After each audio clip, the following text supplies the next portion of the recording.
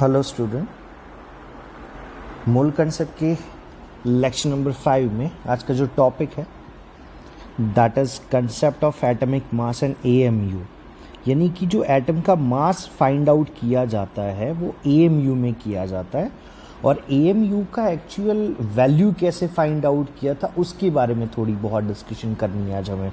तो क्वेश्चन जो है बेटा, आज का टॉपिक जो है that is concept of atomic mass and AMU। और AMU का फुल फॉर्म क्या होता है? तो एटॉमिक, ए मने एटॉमिक, एम मने मास यूनिट, यानी एटम के मास के लिए जो यूनिट बनाया गया एटॉमिक मास यूनिट, ये उसका फुल फॉर्म हो गया एटॉमिक मास यूनिट, जो एटम का मास रिप्रेजेंट करने के लिए यूज़ होता है। तो एक्चुअली क्या था कि सबसे पहले जो किसी भी एलिमेंट का, मान लो कोई भी एलिमेंट का अगर मास फाइंड आउट करना है, मास, तो किसकी रिप्रेजेंट में लिया जाता था? तो हाइड्रोजन की रिप्रेजेंट में लिया जाता था।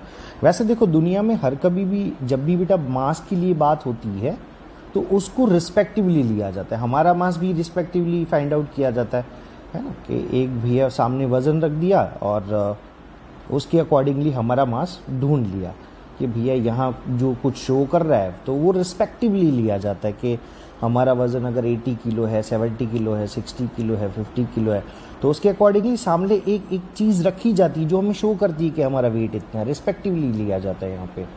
या अगर मान लो कि आप आलू की रेडी पे जाते हो, आलू लेते हो या और कोई फ्रूट्स लेते हो, तो वो बंदा कैसे देता है? तोल के देता है। तो सामने एक चीज़ ऐसे रखी हुई होगी, यहाँ पर फ्रूट्स रखेगा, यहाँ वो मतलब बाट रख देगा, आपको तोल के दे देगा यहाँ से।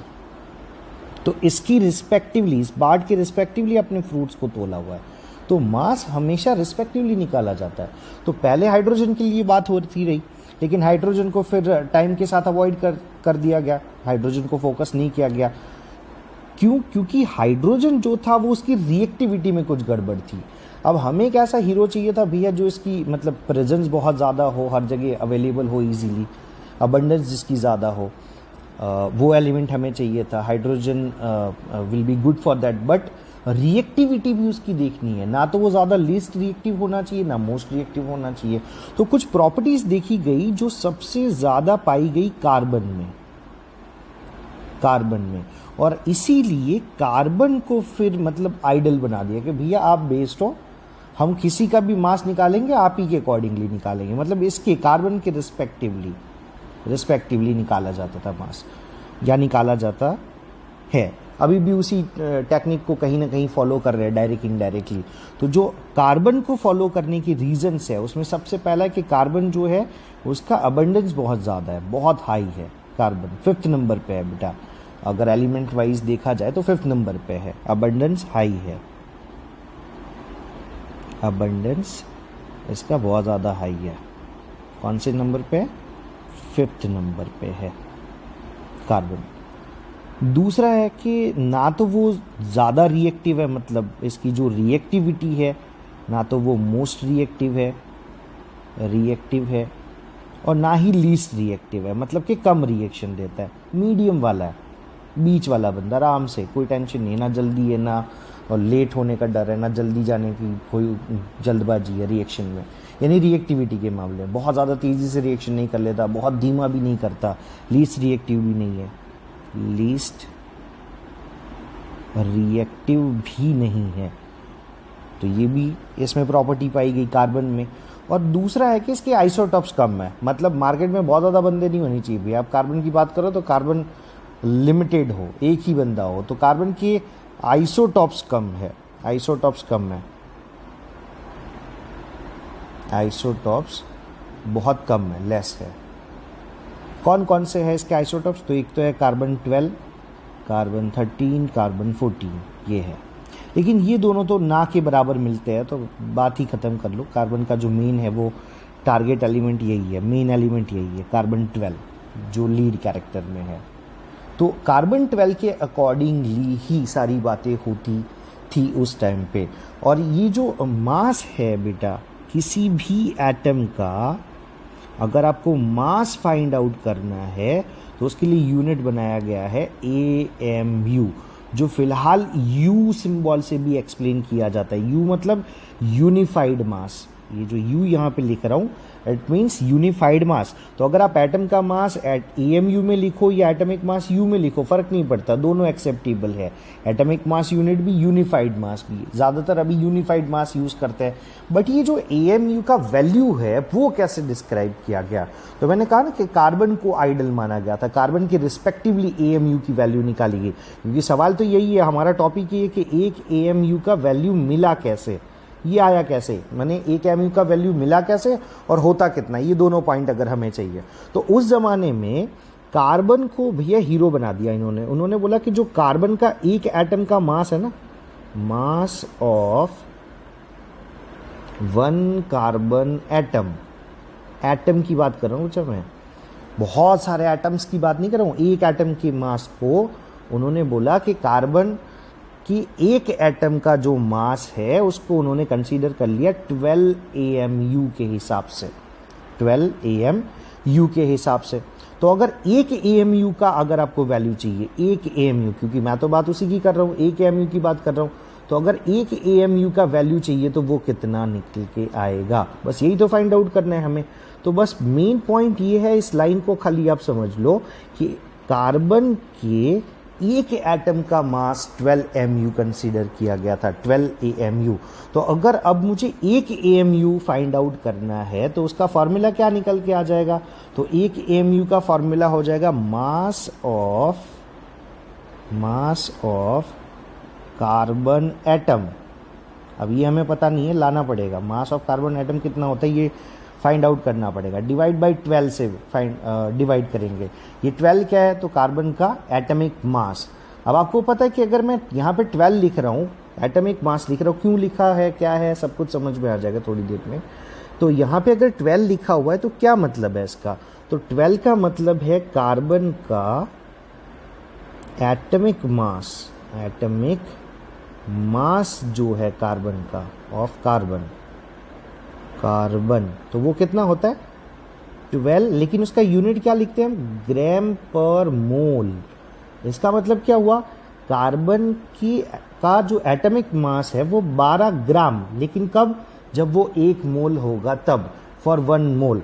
यानी इसको थोड़ा सा और सेपरेट करके लिख देता हूँ कि कार्बन की 1 मोल का जो टोटल वेट है वो 12 ग्राम होता है।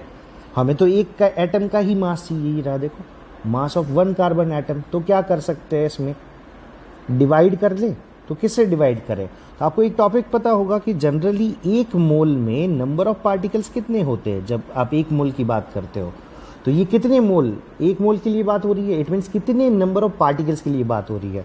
तो for 1 mole number of particles कितने आ जाएंगे, नंबर ऑफ पार्टिकल्स, तो ये हो जाएगा 6.022 इंटू 10⁻23 पार्टिकल्स। और ये किसने बताया था, एवोगैड्रो भाई साहब ने। लिखो, ये एवोगैड्रो नंबर से भी नो वन होता है। तो ये मैंने जो Na लिखा हुआ है इट मीन्स एवोगैड्रो, एन मने नंबर, इसका शॉर्ट फॉर्म लिखा हुआ है एवोगैड्रो नंबर। तो एवोगैड्रो नंबर का वैल्यू होता है 6.022 इंटू 10⁻23 पार्टिकल्स। और इतने पार्टिकल का वेट होता है, इतने पार्टिकल का वेट होता है कितना, 12 ग्राम। तो ये जो 12 ग्राम लिखा हुआ है मैंने यहाँ पे, it is the value of 6.022 into 10⁻23 carbon particles.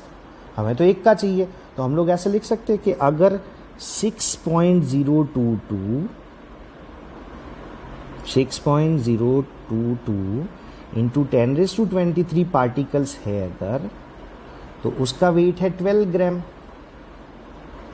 ठीक है, तो हमें तो कितने एटम का चाहिए, ओनली 1 एटम, तो उसका कितना हो जाएगा, तो डिवाइड कर दे इसको, तो कार्बन एटम का वेट मिल जाएगा, वेट ऑफ कार्बन एटम। तो कार्बन एटम का वेट कितना निकल के आएगा, so it is 1 into 12 divide by 6.022 into 10⁻23 particles. ये मिल गया हमें कार्बन एटम का वेट, एक कार्बन एटम का वेट। आंसर कितना हो जाएगा, तो हम लोग जानते हैं कि ये 10⁻23 को ऊपर ले जाओ तो ये बन जाएगा 10⁻23।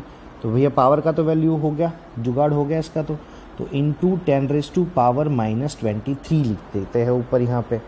और बाकी अगर आप डिवाइड करोगे 12 से 6.022 को, सॉरी 6.022 से 12 को, तो यहाँ पर आंसर कितना मिल जाएगा, तो ये काट कूट के हमारा आंसर मिल जाएगा हमें 1.99। तो ये हो गया हमारा आंसर किसके लिए, कार्बन के एक एटम के लिए। तो कार्बन के एक एटम का आंसर हमें कितना मिल गया, 1.99 इंटू 10⁻23 ग्राम मिल गया, ये एक एटम का वेट। और हमें इसी का तो वैल्यू चाहिए था यहाँ पे। ये देखो, अगर आपको एक mu फाइंड आउट करना है तो इसमें किसकी वैल्यू पुट करनी थी मुझे, mass of carbon atom divide by 12। तो मास ऑफ कार्बन एटम हमें मिल गया, डिवाइड बाई 12 कर देते हो। वापस में एक बार AMU का वैल्यू, सॉरी फार्मूला लिख देता हूँ यहाँ पे। तो the formula for 1 AMU is equal to mass of 1 carbon atom, एक कार्बन एटम का मास डिवाइड बाय 12। तो एक कार्बन एटम का मास कितना मिल गया, ये रहा 1.99 इंटू 10⁻23। इसी को यहाँ पर पुट करना है।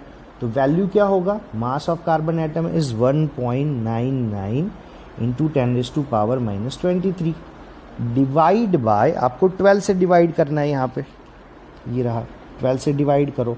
तो अगर इसको डिवाइड कर लेंगे तो फाइनल आंसर इसका हमें मिल जाएगा 0. क्योंकि इसको और इसको काटना है सबसे पहले 12 को, तो इसका आंसर मिल जाएगा 0.166057। इतना लंबा वैल्यू लिखने की ज़रूरत नहीं, पॉइंट के बाद में 2 या 3 डिजिट हम लोग एक्सेप्ट कर लेते हैं। 166 इंटू 10⁻23। अच्छा एक काम करे, ये पॉइंट यहाँ पर है तो 1 पॉइंट करके लिख दे, यानी एक पॉइंट अगर राइट हैंड साइड पे चले जाते हैं तो शॉर्टकट मेथड याद कर लो, RD बर्मन याद करना है आपको। RD, अगर पॉइंट को राइट हैंड साइड पे लेके जाओगे तो पावर डिक्रीज होगी भैया, राइट हैंड साइड पे power decrease, right hand side पे power decrease, right hand side पे पावर डिक्रीज, RD बर्मन याद कर लो। तो अगर राइट हैंड साइड पे जा रहे हैं तो पावर डिक्रीज करनी है, लेकिन यहाँ पर पावर जो है वो माइनस में है, -23, और डिक्रीज करनी है मतलब 0 से और दूर लेके जाना है, इट मीन्स पावर -24 हो जाएगी। तो अगर मैं आंसर ऐसे वाला कंसीडर करता हूँ 1.66, तो ये आंसर हो जाएगा 1.66 इंटू 10⁻24। तो ये मिल गया हमें AMU का वैल्यू, एक AMU का वैल्यू इन ग्राम, इतने ग्राम मिल जाएगा हमें, 1.66 इंटू 10⁻24 ग्राम। तो ये एक AMU का वैल्यू हम लोग फाइंड आउट कर सकते हैं by the help of carbon atom. तो कार्बन को इन्होंने रिस्पेक्ट में लिया था और कार्बन के हिसाब से ही ये वैल्यू मिला हुआ है, यानी कार्बन को रिस्पेक्ट मानकर ही वैल्यू मिला हुआ है। अब अगर मान लो कि एक और एग्जांपल ले लेते हैं, ये तो कार्बन की बात हो गई, कार्बन को रिस्पेक्ट लेकर ही बाकी एलिमेंट्स के बारे में बात होती थी। तो अगर मैं यहाँ पर सेकंड वाले एग्जाम्पल में हाइड्रोजन एलिमेंट की बात करूँ, एग्जाम्पल के तौर पर अगर मैं हाइड्रोजन एलिमेंट ले रहा हूँ, तो हाइड्रोजन एलिमेंट के लिए क्या बातें होगी, अगर मुझे हाइड्रोजन का वेट AMU में चाहिए तो क्या करेंगे। तो सबसे पहले मुझे हाइड्रोजन का ना एटॉमिक मास पता होना चाहिए भैया। तो अगर मान लो ये हाइड्रोजन का एटॉमिक मास कैसे ढूंढेंगे, ये प्रैक्टिकल वैल्यू है भैया। इसके लिए सीधा सीधा एक मशीन लगता है जिसे बोला जाता है मास स्पेक्ट्रोमीटर, मास स्पेक्ट्रोमीटर। इससे हमने हाइड्रोजन की एक एटम का वेट फाइंड आउट कर लिया। सपोज करो 1 एटम का मास हमने फाइंड आउट कर लिया, कितना, तो हाइड्रोजन के लिए कर रहे हैं 1 एटम का मास। तो वो अगर मान लेते हैं हाइड्रोजन का एटॉमिक मास, एक एटम का मास जो हमें मिल रहा है वो है 1.67 इंटू 10⁻24 ग्राम।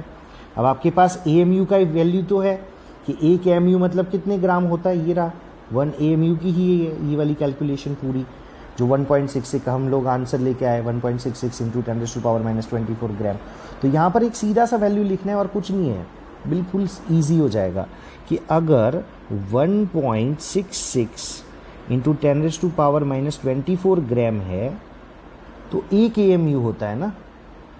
तो हाइड्रोजन का वेट कितने ग्राम में दिया हुआ है, तो ये है हमारे पास 1.67 इंटू 10⁻⁻24 ग्राम। तो इतने ग्राम पर कितने AMU होगा, सीधा वैल्यू पुट करो, आंसर मिल जाएगा। So the value will be 1.67 into 10⁻⁻24 gram into 1, ये आ गया दोनों ऊपर और इससे डिवाइड हो जाएगा, सीधा सीधा भैया मैथ्स अप्लाई करनी है इसमें। Divide by 1.66 into 10⁻⁻24। चलो कौन कटा, ये गया ढैंचू, ये कट गया दोनों। अब ये दोनों कट गया, उड़ गया, बचा क्या हमारे पास 1.67 डिवाइड बाई 1.66। तो अगर इन दोनों का डिवाइडेशन करेंगे तो आंसर आ जाएगा हमारा अप्रोक्स 1.0078 समथिंग, 1.0078 समथिंग। तो आप इसको नियर इक्वल टू करके ऐसे लिख सकते हो 1.008 AMU। तो ये जो वैल्यू है वो हाइड्रोजन का AMU में निकाला हुआ वैल्यू है, यानी हाइड्रोजन का एटॉमिक मास यूनिट के अकॉर्डिंगली जो वैल्यू है वो कितना होता है, तो 1.008 AMU। और ऐसे आप किसी भी एलिमेंट के लिए निकाल सकते हो। सपोज करो अगर ऑक्सीजन के लिए निकालेंगे तो ऑक्सीजन के लिए मान लो कि पूरी कैलकुलेशन जोड़ जाड़ के सीधा इसका आंसर ऑक्सीजन के लिए लिख रहा हूँ, यहाँ पे वैल्यू लिख देता हूँ। अब आप कोशिश कर सकते हो बेटा ऑक्सीजन के लिए, हाइड्रोजन के बाद में ऑक्सीजन के लिए। तो ऑक्सीजन का अगर आप एग्जाम्पल लेते हो, पूरी कैलकुलेशन करोगे तो ऑक्सीजन का हमें आंसर मिल जाता है AMU में बेटा। AMU में it is nearly equal to 15.995 AMU, और इसीलिए इसको कंसीडर किया जाता है, सॉरी ये एग्जैक्ट वैल्यू है, और इसको फिर नियर इक्वल टू करके लिख दिया जाता है 16 AMU। ये 16 AMU, 16 AMU ये मिल गया नियर इक्वल टू वाला value, near equal to 16 AMU। अच्छा AMU नहीं लिखना तो मैं और करके लिख सकता हूँ भैया, यहाँ पे यूनिफाइड मास जो आजकल ट्रेंड में है भैया, मतलब जो IUPAC ने गाइड किया हुआ है कि अब अगर आप AMU नहीं लिखना चाहते तो करंटली AMU की पोजीशन पे आप यूनिफाइड मास लिख सकते हो।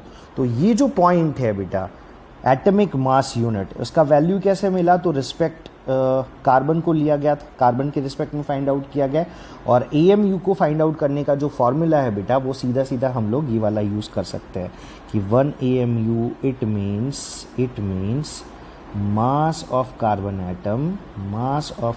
Atom divide by 12।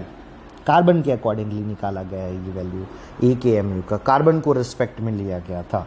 और क्यों लिया था, तो उसके 4 रीज़न थे। कार्बन का अबंडेंस ज़्यादा था, ज़्यादा अमाउंट में मिलता है, हर जगह अवेलेबल है, मोस्ट रिएक्टिव भी नहीं है, बहुत ज़्यादा रिएक्टिव नहीं है, जैसे Na+ है ना कि एयर में खुला छोड़ दो फटाक से रिएक्शन कर लेता है, जलने लगता है, बर्न हो जाता है ऑक्सीजन की प्रेजेंस में। ये वाला काम काज नहीं भैया है कार्बन का, वो बड़ा शांत है।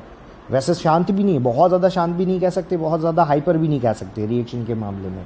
तो ना तो वो ज़्यादा रिएक्टिव है ना कम रिएक्टिव है, हर जगह मिलता है, आइसोटॉप्स भी कम है ना। ये वाला ज़्यादा अमाउंट में मिलता है, कार्बन 12 वाला जो है वो। तो उसी के अकॉर्डिंगली ये 4 जो कैरेक्टर है कार्बन के पास में, उसी को लेकर जो साइंटिस्ट थे उस टाइम पे उन्होंने कार्बन को रिस्पेक्ट में मान लिया। कार्बन को बोला कि भैया आप आइडल हो सबके, ये जितने भी एलिमेंट्स हैं उनके, तो गॉडफादर के तौर पे सिलेक्ट कर लिया गया।